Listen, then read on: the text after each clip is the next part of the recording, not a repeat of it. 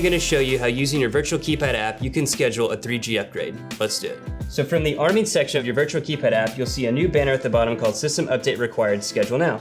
You'll simply press the Schedule Now option. You'll see your dealer's logo, the information provided to do a 3G upgrade, and the ability to schedule this service.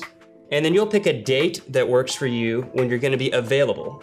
You'll see times that your dealer has available to do 3G upgrades. I'm gonna select 10 a.m. Then you'll simply confirm this schedule time. We'll go ahead and schedule it, and then you'll be taken back to the arming screen of your virtual keypad app, and your 3G upgrade has now been scheduled with your dealer. And that's how simple it is using your virtual keypad app to schedule a 3G upgrade. Thanks.